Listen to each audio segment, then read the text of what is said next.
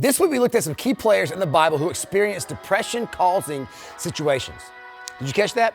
I said depression-causing situation. The word depression is not used in the Bible, but depression-causing situations happen all throughout the Bible and in our world, in our life, all the time. And we can learn a lot from the Bible. In fact, all through the Bible, key players in the Christian faith experience depression-causing situations, and each time we see an idea emerging. The 3 Ps: the power of God, the power of you, and the power of people. For this week, let's just look at the first 2 of those Ps, the power of God and the power of you. The power of God doesn't mean God will necessarily remove you from a difficult situation. Life is going to be hard, but instead, this means that God will equip you with His power as you lean into Him by providing you with peace, with hope, with strength, patience, joy, and His presence. And the power of you means you can rely on your own strength too. You can dig deep within to do hard things, but you have to put the work and the effort and the energy into overcoming anything that you're going through. Fun fact for you, even Jesus Himself experienced depression-causing situations. Jesus is God's one and only Son who stepped out of heaven to come to this earth, to live among us, to show us how to love, and to die for the sins of the world. Jesus was 100% human and He was 100% God, and even He experienced depression-causing situations. And it's vital for us to talk about dark places and to learn how to fight this and shine God's light into these dark areas.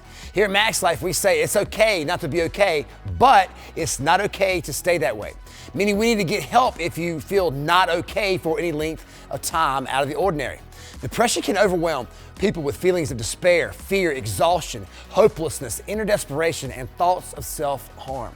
Depression also can occur very commonly in students your age who are also in conflict with their parents or who live in unstable homes. The 2 most powerful life stressors that cause depression for students at your age are death and divorce.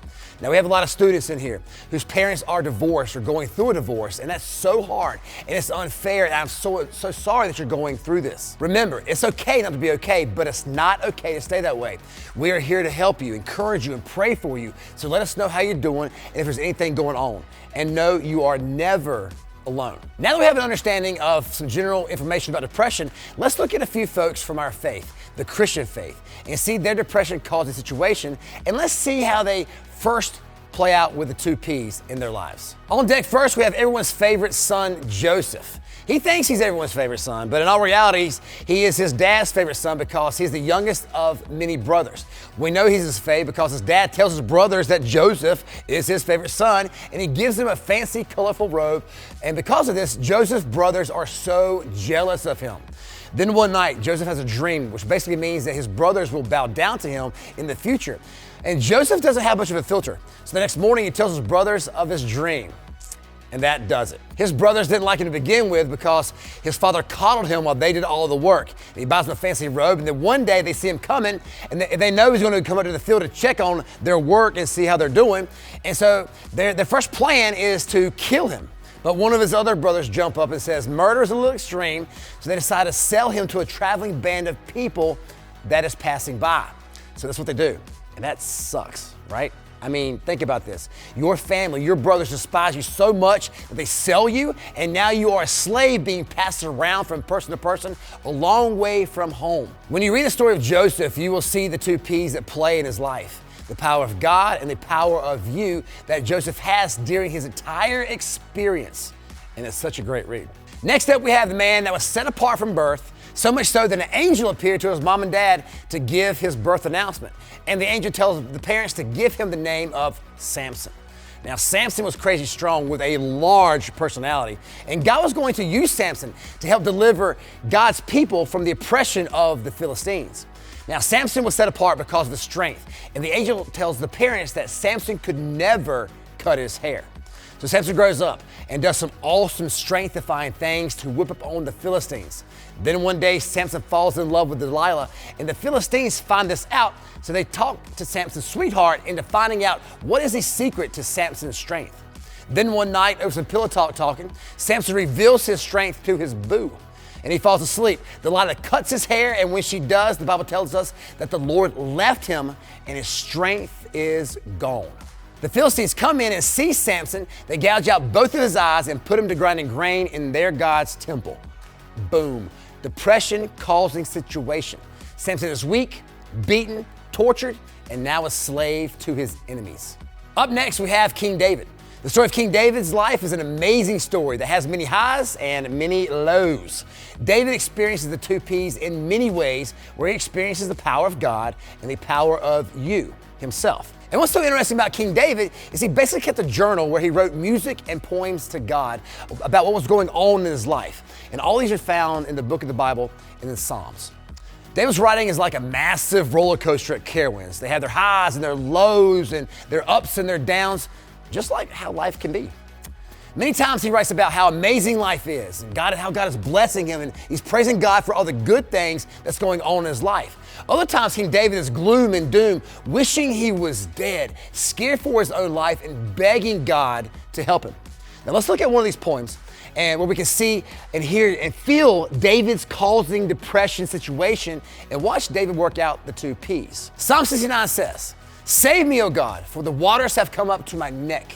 I sink in deep mire, where there is no foothold. I have come into deep waters, and the flood sweeps over me.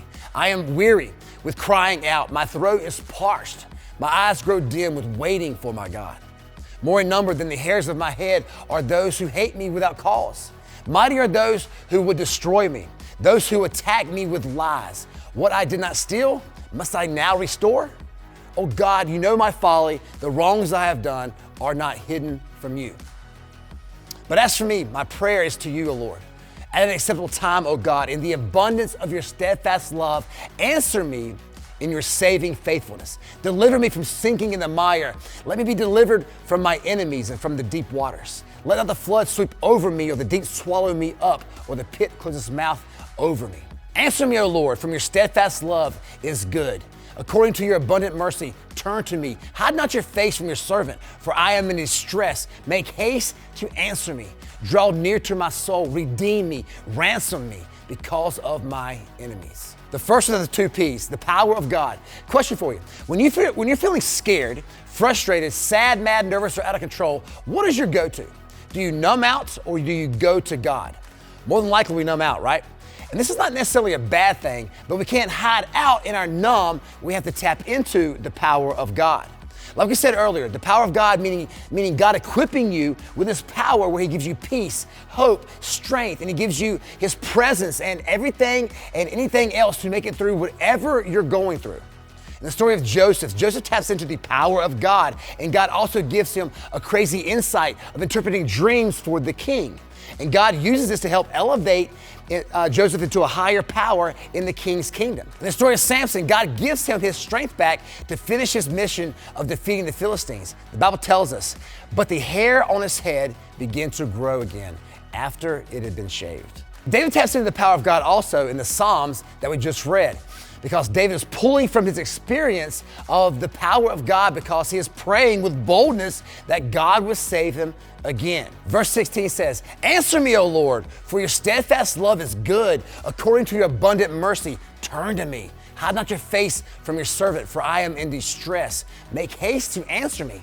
Draw near to my soul. Redeem me. Ransom me because of my enemies." That's a bold prayer. Do you talk to God like that when you pray? We can learn a lot from David, can't we? No matter what you're going through, energy and effort will be required from you in order for you to make progress on healing. That's important for us to understand. Maybe you are struggling with the heaviness of depression. If so, you just can't sit there in your depressed state. It's going to require energy and effort. Again, meaning you got to put the energy and effort into overcoming anything that you're going through. That's why it's so important to take care of yourself, both physically and spiritually.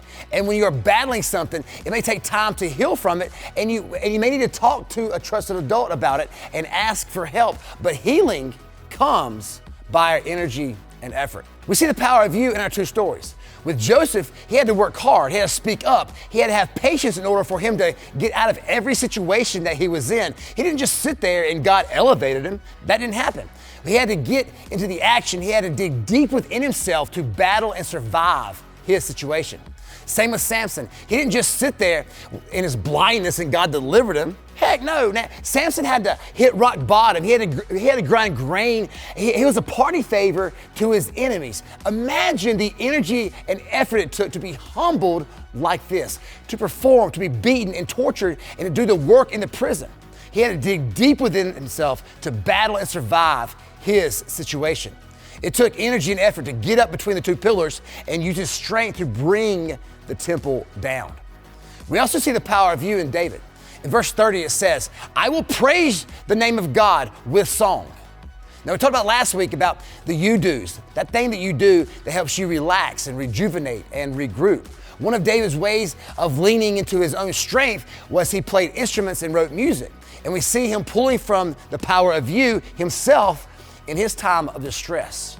And by doing this, he is digging deep again within himself to battle and survive his situation. That's the power of the two P's, the power of God and the power of you. And this week we have a home challenge. This is not homework, but it's a home challenge for every single one of you to read these stories on your own, journal about them, PB&J, and spend time learning and talking to God about what He would have you learn from each story. And again, you are all old enough to do things that will help grow your faith on your own. Plus, I've already given you a summary of each person's situation, and I challenge each of you to the home challenge this week. Next week, we'll layer in the power of people. So it's not just the two P's, it'll be the power of three P's. That's all we've got for you, Max Life. We love you. You are never alone. Crush this week, and we'll see you soon.